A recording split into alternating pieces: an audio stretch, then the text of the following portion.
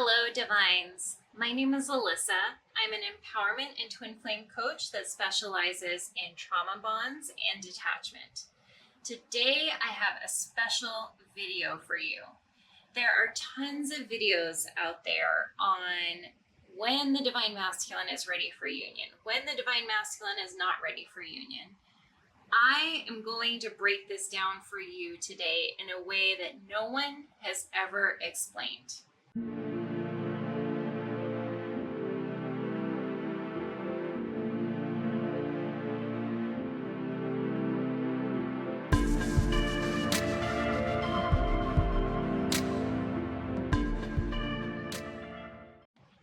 What prompted this is I saw another Divine Feminine posted a video. She titled it, "Signs DM is not ready for reunion." You can actually search for that if you want to find the video. I think she posted it maybe about a month or two ago. I don't want to go too heavily into this because I just want to make a point about this before we continue into everything else.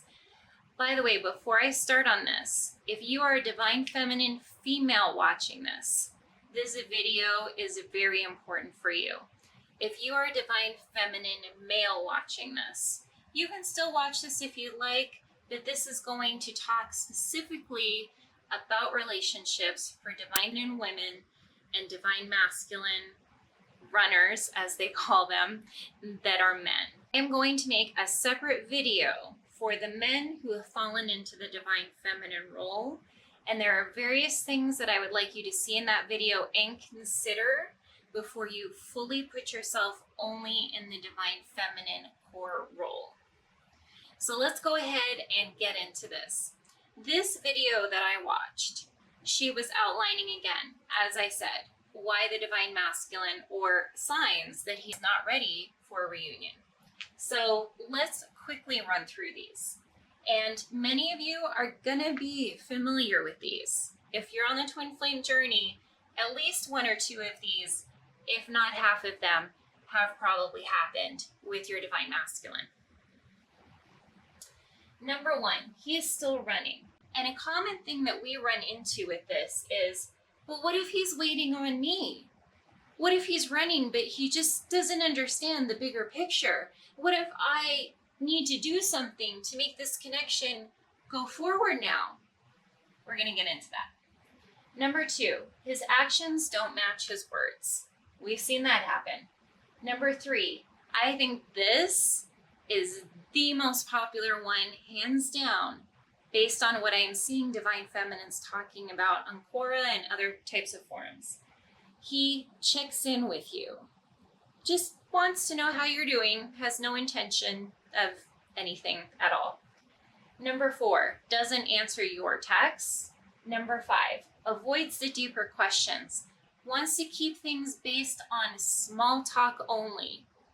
Huge aggravation of Divine Feminines who are awakened and are ready to talk about the deeper feelings, the deeper emotions, and this connection with the Divine Masculine.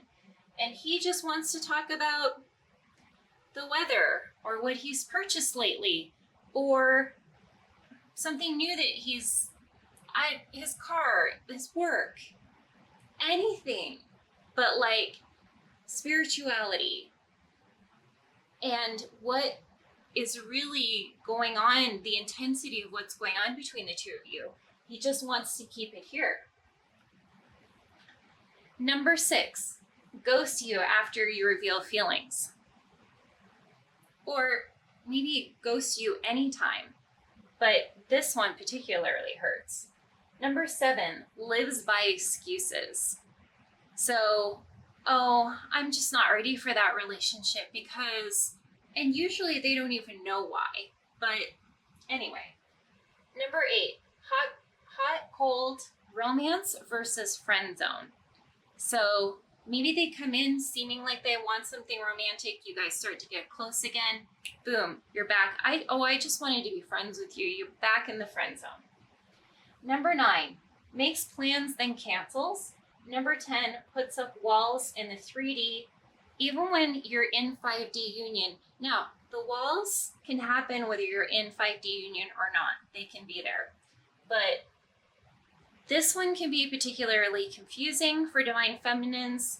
How come we're in perfect union in the 5D and he guides me and he comforts me and he supports me, but in the 3D there's still walls? Now, the problem with us continuing to just talk about these things, although they are problems and although they are incredibly annoying, the problem is that when we just continue to focus on, oh, well, obviously these are, reasons that the divine masculine is not ready, but we are not talking about a bigger picture thing here. How are these things still happening? How are these things still being allowed to happen? Like, you have to text him to find out that he's not going to text you back.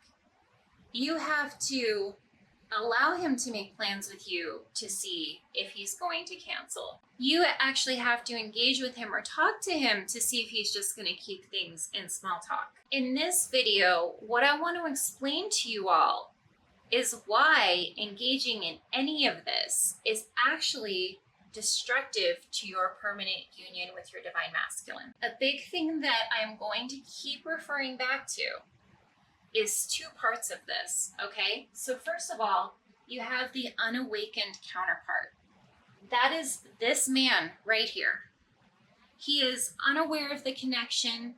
He may be aware of the intensity between the two of you, but he's not willing to discuss it, be aware of it, and of course his actions are not matching his words because he's not willing to put forth any actions that would actually recognize your connection on any level. The second part that we're going to talk about is the actual divine masculine. As you're going to see, these are two very different individuals. A lot of twin flame teachings only talk about the divine masculine. Hardly ever is the unawakened counterpart actually named and discussed in detail. But this is very important to separate out these two individuals because this one is your past and this one is your future. Okay, so let's first of all dive into this unawakened counterpart. This guy has not even begun to do the work. You may have at some point suggested that you go see a therapist together or introduced him to some kind of healing modality that has worked for you. And if it was anything like my unawakened counterpart, he started to agree that he would go do it, and then at the last second he ran. And actually, he even started to do stuff, well, something that isn't, I was going to point to excuses, but he actually started to sabotage the whole thing so that I would give up on it. The unawakened counterpart is very much still stuck in their coping mechanisms. So that could be anything from porn to overworking to being overly loyal to family to maybe drinking or weed or sports or friends that they shouldn't have in their life. I mean, we could name a multitude of coping mechanisms. The point is these things, whatever they are, and the unawakened counterpart probably has at least 3 of them. The unawakened counterpart is allowing these coping mechanisms to get in the way of seeing their full potential, of seeing your connection, the two of you together, and also of doing their healing work. The most important thing I want to tell you about the unawakened counterpart is that they can't hear you. It doesn't matter what you say to them, how many times you say it. In fact, if you're new to this journey, you probably are trying to tell them stuff, and eventually once you say it 2 or 3 or 4 times, you're going to see that you're just a broken record. This is a common thing that people see in marriages that have failed. But the point to the twin flame journey is that we're not giving up here. We're not moving on from this. We're not getting divorced from this. It's just that right now, this unawakened counterpart cannot hear what you're saying. It may hurt them in a moment, but they're eventually going to stuff all that down, pretend it doesn't exist, and go on with their way. Why? Because they are convinced that however they see life And a lot of this is actually programming from the matrix and from individuals that they grew up with that did not support them or teach them about life correctly, and certainly didn't provide them any aspects of spirituality, which they wouldn't be unawakened if they had this spiritual aspect. They would already be conscious. They would already be able to see a lot of what you can see, and even more from the masculine aspect. The unawakened counterpart. Let me help you with this in a couple of different ways to understand. First of all, before you were unawakened, the things that you know today. So if you awakened a year ago, 2 years ago, 5 years ago, if you think about yourself back then and thought about what you knew now, would that person say that this person was crazy? Crazy. Hands down. Like, what are you talking about? That is exactly where the unawakened counterpart is now. This stuff, the divine masculine, where they get into their full potential, where they maybe start to live out their twin flame journey purpose, where they start to co-create with the universe, where they get out of their wounded feminine and into their divine masculine. This stuff sounds crazy.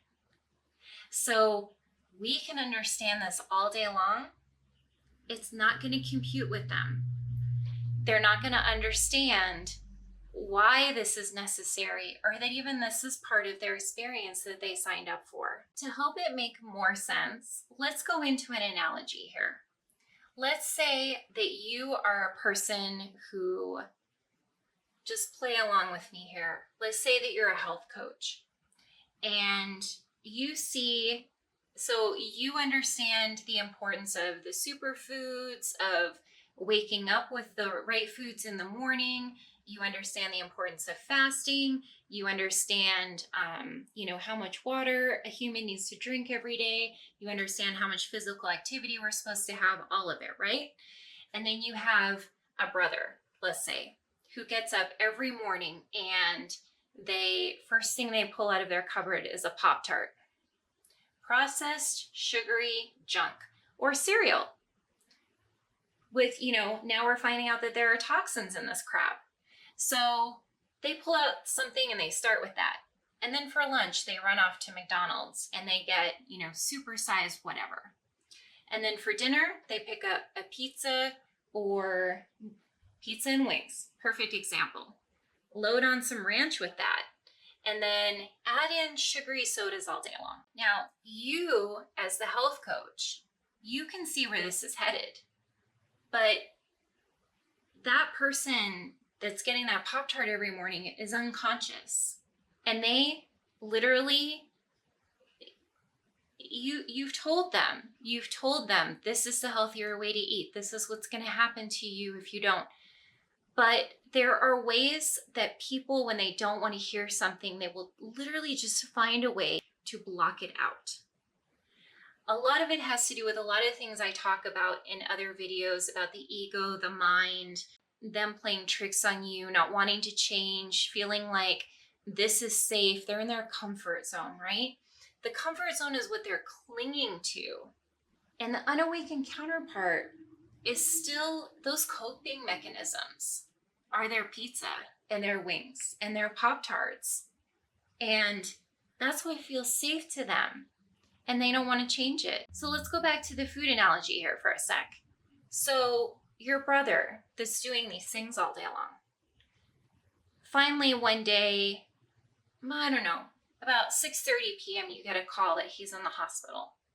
And he's been dragged through the ER and is now up with a surgeon, and they're talking about putting a stent in his heart, to clear those lines so that the blood can flow again. Basically, he's had a heart attack. Now, some people will experience this and they'll come out of that and they'll come to you as the health coach, and you might hear, oh my God, I can't believe I did this to myself. I've been doing everything wrong. Will you help me?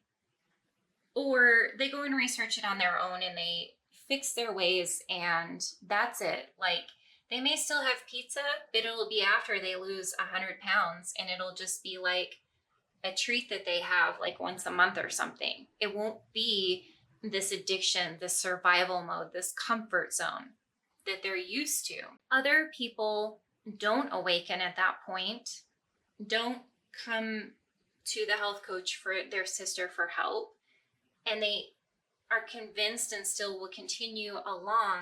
What we call this in the spiritual world is the tower moments, right?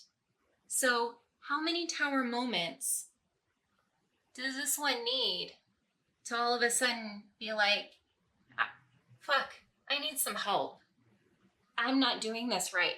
Everything that I was thinking, damn, it's ruining my life. Ladies, divine feminines, that hospital day is coming for each and every one of these. Each and every one of them. If you believe in the twin flame journey enough, again, this is something that both of you, it doesn't matter if you believe that twin flames are the same soul, or you just believe that the energies are closest to each other than anyone else on earth. It doesn't matter what you believe in regards to that, because either way, this person, this twin flame of yours, is like no one else on earth. If you're still in the mode of asking, is this my twin flame? You might not be ready for the rest of this video, but for those of you who are certain, who like you've tried to give up on this person and spirit will not let you, the signs and synchronicities are out of control. The angel numbers just won't fucking stop. And you feel like the universe is like, this is your person, this is your person, this is your person, this is your person. Then you both signed up for this. Then he signed up for this, for divine masculine. So the hospital's gonna come. The tower moments are gonna come, whether they like it or not. No matter what you see in the 3D, it's gonna happen. So what part do you play in all of this? Well, I want you to stop engaging here, and I'm gonna tell you why. So what I mean by this is, don't text them. When they check in with you, don't respond. Don't make plans don't even get to the point of where you guys are talking to where they make plans with you. Let me tell you something. The only part of you that wants to engage in this is your inner child and your ego. And let me explain those two. So your ego is hurt by a lot of these things until you've gone through. It's hard to put a number because it'll be different for everyone. I believe I had to go through 3 or 4 serious ego deaths. I'm still having ego deaths. They're just smaller now. When one is here, usually during the eclipse and retrograde season, that's usually when they come, because that's usually when we start to make changes in our life. As you tell the ego to sit down, it no longer cares about any of this. If my divine masculine texts me right now, I'd be like, huh, that's interesting. Wonder what's going on in his life that he would now decide to reach out to me. There are patterns here that divine masculines will do. Usually if they're in a lower moment, like a tower moment has come, they'll use this to reach out to you because they're like their home base. So, or like a security blanket. So if they can reach out to you and just know that you're still there, maybe find out if you're still single or not, or get any tidbit of information, it's one of their coping mechanisms, right? The mind tells them, if we can just know that she's okay, then, they can continue in that comfort zone and survival mode. They don't have to do anything. If they just had a hospital moment and you're like, oh, no, it's okay. Like, you didn't do anything wrong. And remember, even if you do confront them with the shit they did wrong, they're not hearing you. They're not conscious. This individual is conscious, this one is unconscious.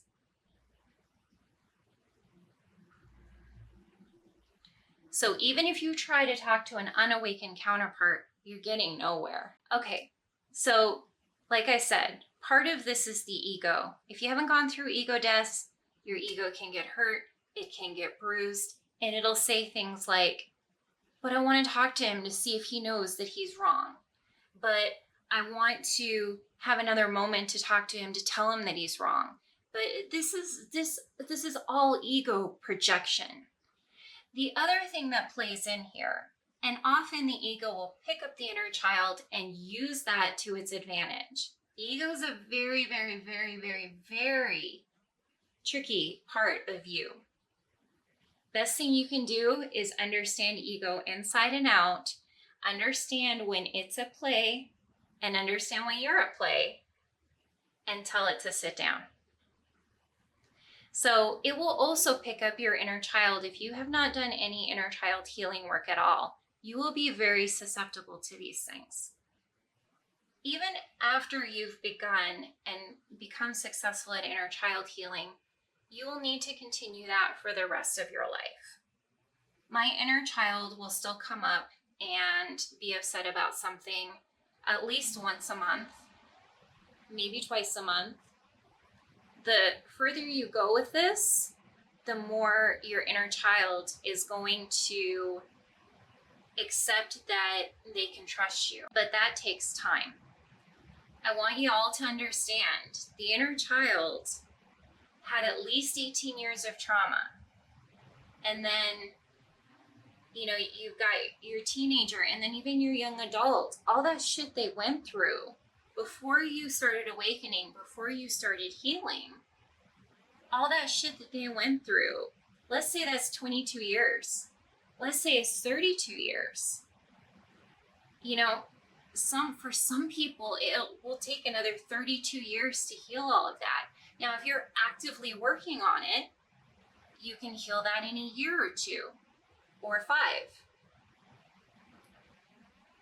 For me, I think it took about 4 years. Everyone is different. Don't try to put yourself on a timeline, and do not get upset by the 4 years, because when I heard that some of my counterparts were on year 3 and they were still suffering, I started to get really sad about it. So don't get sad about that. Everybody is on a different timeline, and when you get to the other side, you'll feel better about it anyways. But my point being is that your inner child, you're still going to have to work with. The closer you get to yourself and the more time you spend in solitude, the more this helps, because you get real quiet with yourself.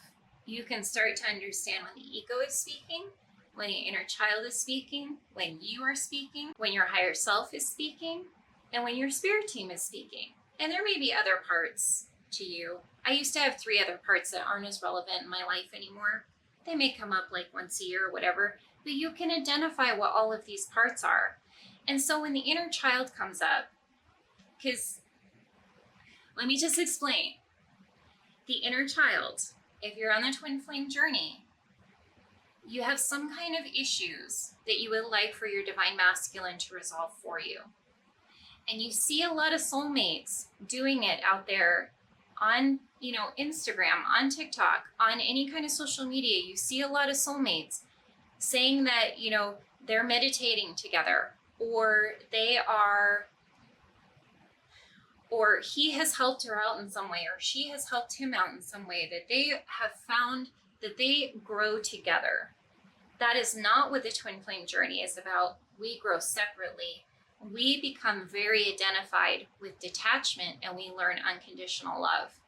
It's 2 very, very different things. So do not confuse your journey and try to learn from soulmates. It will just make it harder on you. And that is the tough thing for a lot of us, because we start to learn about twin flames and we're like, oh my gosh, this is starting to make sense. Like, this is starting to click. But then as you go further into things and this stuff starts to play out, it goes back to being confusing very quickly. For some of you, I'm going to say this a little bit louder because some of you need it. I was one of those people. If any of you don't know my story yet, I've had 15 separations with my twin flame. It took me a long time to grasp the things that I have just talked to you about. So I want to be very clear. Let's say tomorrow, next week, next month, you get a text. Hey, how are you doing? Maybe there's even an I miss you in there. What do I want you to do? I want you to ignore it. I want you to go, that's interesting. And then I want you to go and do something really great with your day. Now, you're probably thinking a huge problem with this is like, well, how am I going to know if they are in divine masculine mode if I don't talk to them, if I don't give them the time of day? Now, here's where it is very important for you to step into your queen energy. Because I miss you is low effort. Doing something on a grander scale, this person will have changed their life. I often tell you guys about Adrian Grenier as an example. Big Hollywood star, right? If you don't know who I'm talking about, think Entourage. Vince, big Hollywood star, has all the fame, all the money, all the girls. Most guys don't leave this. Most guys don't change from this. I actually believe that he is a twin flame. Chose polyamory over his girl, his divine feminine. Now, again, you're thinking Hollywood? Who's gonna leave fame? Who's gonna leave Hollywood, right? No guy is ever gonna leave when he can get all the girls he wants and has all the money he wants and can, just do a new movie role and then go buy like a new Aston Martin and a new Lamborghini and a new home. Like, who will walk away from that? Adrian Grenier did. Polyamory ended up not being fulfilling to him. All the money, all the fame, all the girls ended up not being fulfilling to him. He went off and lived in I think he said it was a 20-foot by 20-foot trailer off on a farm. Left. Now, I'm not talking about he went and did a stint, a little retreat, a little vacation, and then came back to Hollywood. No, he left. He's not even, he'll look at it like a movie script, but he won't accept it. He's not doing it anymore. People will ask on his Instagram, when are you coming back? And I always get in there and I comment, he's not. He's done with that. He went off and lived on this farm and he went through a spiritual awakening. Major life change between the two of these. So when he went back to, I don't know what his wife's name is, but when he went back to her, yes, now they're married, he didn't go with hey, I miss you, or even hey, do you think we could go out for dinner, and then cancel. No, because his life had changed. He came back with, I really have some things to talk to you about. Now, I don't know the details of that conversation, but I can tell you he came to her with, hey, I just lived on a farm out in the middle of nowhere for a year. I've been celibate. Oh, he did talk about, yes, being celibate and practicing not even masturbation, there's a good practice that men go into usually in their awakenings where they just don't participate in anything sexual or sperm ejaculation at all, anything, and it is profound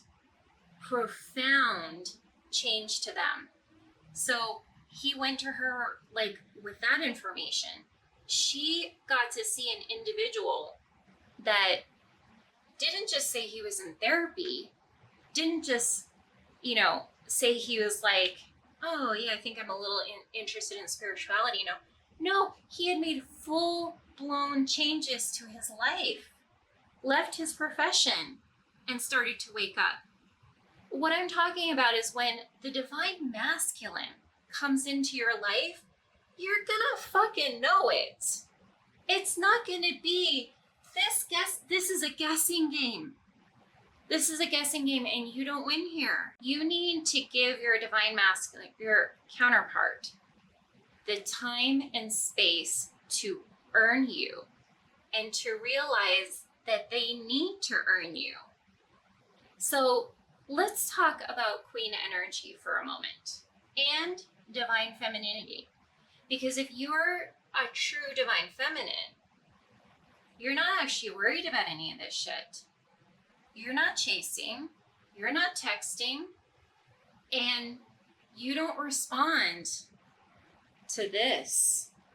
You don't. You can see this for who they are. You know who this is. You know, oh, they just had a tower moment. That's why they're reaching out to me. Something didn't go well in their day. They're curious. None of this is union. Actions, words, changes.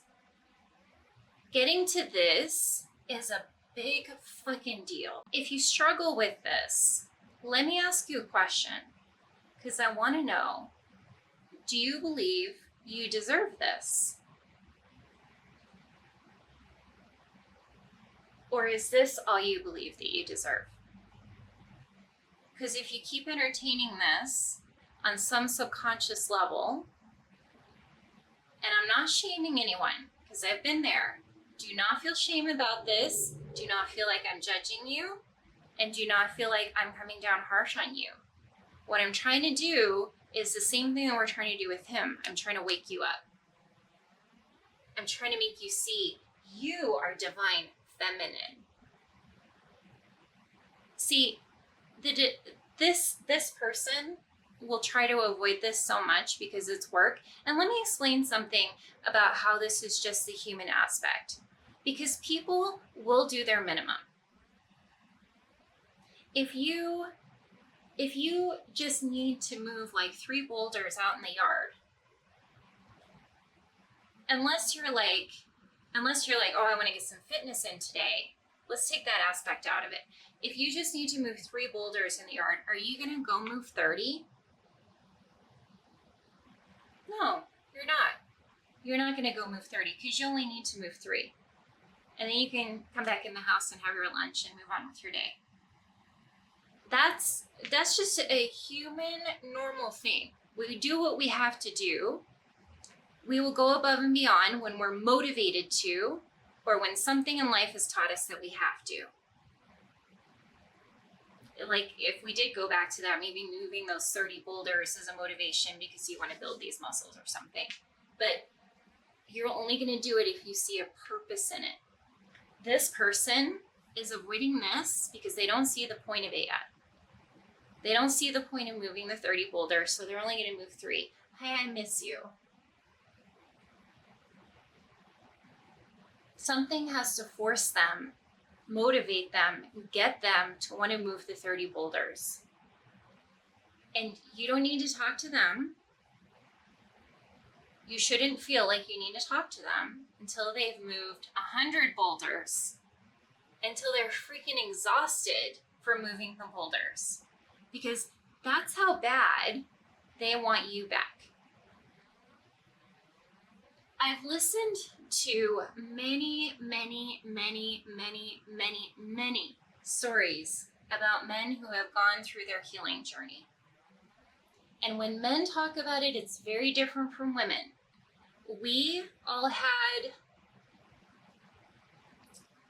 had a bunch of small things that led up to, maybe there were tower moments in there, but we had a bunch of small things that just kept beating at us, wanting us to move into awakening, into consciousness, and into healing. And so we were step by step every day moving that direction anyways. With men, it's rock bottom.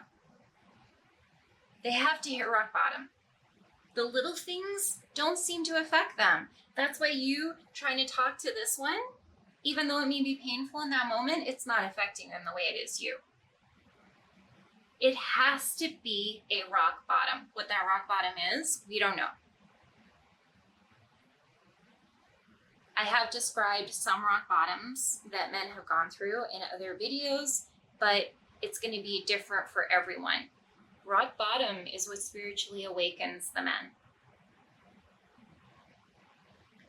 Now, my core belief, my soul, my higher self tells me that when they can no longer reach out to you as the security blanket, that's part of the rock bottom. If any of you are fighting against this, it's okay to feel compassion. It's okay to support them through the 5D telepathically. It's okay to imagine you laying over them at night and supporting them. It's okay to do those things.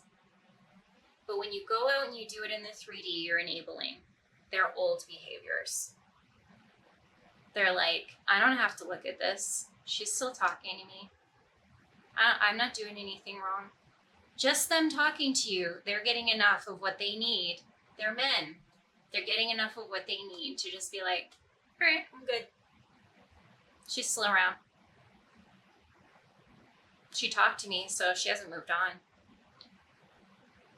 Whatever plays out in their ego and their little mind, they'll justify it however they can. But what happens if they don't hear back from you? What becomes of those nights now when they're laying alone and thinking of you? What will then start processing in their mind? And if they've just had a tower moment, now you've got that compounded on top of that, and the fact that you won't talk to them. Another example I want to give you, because if I want any one of my videos to resonate with you guys, it is definitely this one. If you save up, in my closet, I have a Gucci bag and I have a Target bag. Oh, maybe it was Amazon.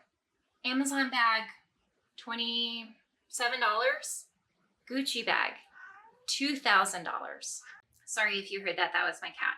So I have these two bags, the Amazon one and the Gucci one. The Gucci one, $2,000, right? Which one do you think I protect more? Which one do you think I treasure a little bit more? Which one do you think I would shed a tear over if something happened to it? And this isn't about a materialistic thing here. If you're given both bags, maybe you don't care. But how hard did I work to get the $2,000, to get the Gucci one? And how hard would it be now to replace it? In fact, I wouldn't be able to replace it. I no longer have $2,000 just laying around like I used to when I worked in the corporate world. So I no longer have the money to replace it. So I would miss it, right? But the Amazon bag, $29. I got that. Do I care really what happens to it? Another example I was given that I want to add to this is, let's take two cars, for example. Let's take a Toyota Corolla. Let's just take Toyota in general. And then let's talk about Rolls-Royce. The Toyota ads you're seeing every day, every week. Toyota dealership would beg for you to come in and take a look, take a test drive. When was the last time you saw a Rolls-Royce advertisement? Is that dealership begging for you to come down? Do they even want you to come down if you don't have the money to purchase that car? Do they even want to talk to you? So my question to you is, who are you? Are you the Gucci bag? Are you the Rolls-Royce? Are you the Amazon bag and the Toyota? Are you begging for love? Or do you deserve grand love? Do you deserve the divine masculine who will go through the extra efforts? Are you the Rolls-Royce? Are you going to let him go through what he needs to go through to get to this point, to deserve you? Because let me tell you, he's not appreciating the one that answers to this. He doesn't appreciate her. He doesn't. You're the Amazon bag. You're the Toyota Corolla. And again, I don't say this to shame you. Because who do I believe you are? You're the Gucci bag. You are the Gucci bag. All of you. I am, always have been. But I didn't know it for a number of years. I definitely couldn't see it. Why? Because I was taught differently. I was taught that I wasn't a queen. I was very neglected in childhood, so I was taught that I was not important in general at all, that I was lucky if anyone spoke to me.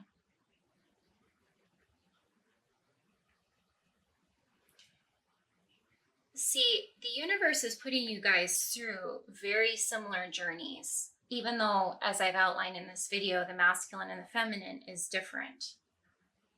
The universe is putting you through similar journeys about seeing your own self-worth. And I guarantee you, this one cannot see their own self-worth if you don't. That's why the divine feminine leads. If you can't say, enough of this, I will not be on this roller coaster anymore, why should they? When you get off when you look at people on social media that you want to be like, that you hashtag relationship goals or whatever, is it not the people that have done the work and the people that are making the effort? People that are making relationships work are doing work behind closed doors. Maybe not all of them, but the true ones are.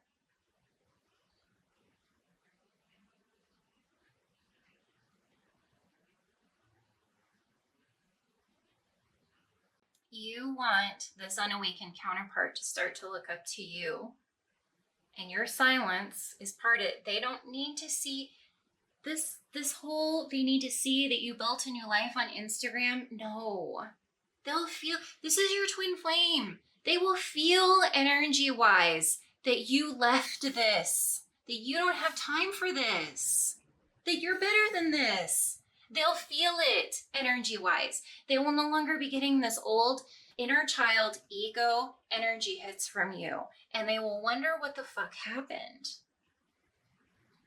And then the universe will do the rest. The universe will bring the tower moments. You don't have to be the bad guy. You don't have to lecture them about what they did wrong or what they can't see or, how they left you. When the tower moments come, when the universe hits them, when it's time for them to transform, to leave that cocoon and become the butterfly, the universe is going to step in and make them see. Things will all of a sudden not be going their way anymore. And if your ego wants to entertain that for a moment, fine. The ego still gets to have its moment. But you need to let the rest of it go and practice compassion and unconditional love for this person. Because them going through their experience is going to be just as hard as you going through your experience. It's hard to heal. And let me tell you one thing about men, okay? We all have each other. Us as girls. I have a friend right now. If I need to talk to her, I'll probably drop everything within 5 minutes if she is not doing something right now, and she will be on the phone to support me if I need it. Some of us were shamed for crying growing up, but not to the degree that men were. So they've been taught, stuff down your feelings, even though they're humans and they have feelings, they have emotions, they have all this stuff. They've been taught not to express it. They've also been taught by society, the fame, the money, the girls, that's what's important. My divine masculine, I believe, is struggling very much with the fact that he needs this financial empire. Empire might be too strong of a word, but you guys get what I'm saying. Before he can be ready to love someone. It's simply not true, but it's what society has taught men. You must have a house and be financially whatever before you can love someone. You must stuff all your emotions down. If you engage in your femininity at all, it's bad. And they do not have a support system. If they even talk to someone, I heard one day a guy talking to his fellow officers just about meditating. You would think nowadays meditating would be fully accepted. No, he was shamed for it. So especially if your divine masculine is involved in a field where he's just around a lot of other men who are unhealed and are not in touch with their feminine at all, he's not getting any of what he needs to step into this. Something has got to make him say, fuck all these people. I am done with their ideas. I am done with what they tell me I should and shouldn't do. I'm going to go on YouTube and I'm going to look on like men supporting men, or men getting in touch with their feelings, or men having a hard time, or men and a word I can't say on YouTube because it'll flag the video, but go drastic in your mind. You guys have the right tomorrow, right this minute, next week, next month, whenever you're ready, to wake up and say, I don't have to be a revolving door anymore. This is not me. This is ego. This is inner child. This is learned trauma. This is subconscious. I can throw this out. I can step into my divine feminine. I can step into my queen role. And I can say no to this. And I'm not scared about this transition, because as I transition, he's going to. Because I trust my spirit team. I trust the universe is going to do what this experience was outlined to do. People that fail at this journey, you guys, I guarantee you 75% of the people that started this video are not still watching. Those are the people that are going to fail the twin flame journey. Not because you listen to me, because they don't want to heal their trauma. They don't want to thrive in their life in separation. They don't want to heal. They don't want to face their shadows. They want to stay here. And so their counterpart stays here. But for the 25% of you that are still listening, you're ready. You are ready on some level to be like, nah, I'm done with this. I'm not going to sit around and listen to general tarot readings that tell me he's going to come back next month. That's the easy way. No, I'm going to step out of this and I'm going to take the hard route. Because this is what I was brought to this lifetime for. This is the challenge that was handed to me that I wanted to succeed at. I don't want to come back for another lifetime and do this again. I'm ready. I'm ready to move forward. No more revolving door. No more of this. No more of the easy way. I'm the Gucci bag. One last thing before we end this video. I actually have a degree in biology. And I want to share a little story with you guys about something that I learned during one of my biology classes. So I'm about to show you some nests that this particular, I think it's one species of bird, but there may be other species of birds that participate in this same kind of ritual. Look at these nests. These are built by male birds for the female that they select. They are going the extra mile. They spend all day, every night, looking for these colors and these materials to make their nest the best, to lure in the female that they want, the one that they've chosen. The birds that maybe decide not to do this, not to build these grand, beautiful nests, they'll stay here and they'll accept whatever comes along. Peanuts, whatever female they can get as long as they can mate. But the ones that are building the nest that I just showed you is this. They're willing to make the effort. They're willing to work day and night for the best female for them.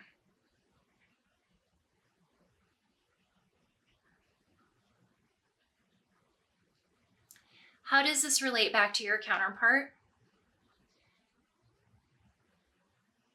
What I learned through biology is that we are not that far separated from nature. You've heard in spirituality, right? We're all one. We have this in common with these birds. The man wants to make the effort, wants to be the person that will get the best female. All you gotta do is be your best self, and he will come and get you. And even if you're like, I don't know if this is my twin flame, whatever, and you're like, you want to find a soulmate, don't you want the best soulmate? Like you still want to do the work to become the best person to get the divine masculine, whether it's a twin flame, soulmate, whatever. You still want to do that work and be the best person, because that's how life is. People will only better themselves when they know they can get something, a better reward from it. It's just human nature. This bird isn't building this nest because he just wants it to look pretty or he has a feminine creative side to him. He is doing it because he wants the best partner that's going to give him the best offspring that will go to survival to create more offspring. That is what biology is all about. It's all about survival. The ones that don't put in the effort, they don't get the best partner that's going to give them the best offspring, that's going to give them the best survival chance. This is what's programmed into us at a very basic level. Spirituality is very high consciousness, but just even in the reptilian brain level, this is programmed into us. So just start to think about the divine masculine a little bit more as a creature who's not quite so complicated. And trust that the universe is going to step in where needed. You don't know where that is. You don't know how it's going to be. Just let it go. Just focus on what brings good to you in life, what makes you feel good. Because that energy, this is your twin flame, that energy is going to radiate. They're going to feel it. They don't need to see it on Instagram. Trust me. All right, you guys, if you weren't ready for this message today, I hope that you'll come back and give it a try today when you're feeling more ready. Again, it takes time to get out of this and into this. Just pretend this says divine feminine. It takes time for you to leave this behind, wanting to engage in this and getting into your own divine femininity where you know what you deserve. And that I hate to use the term waiting, because you're not waiting, you're thriving while they figure their shit out. I love you guys. Bye.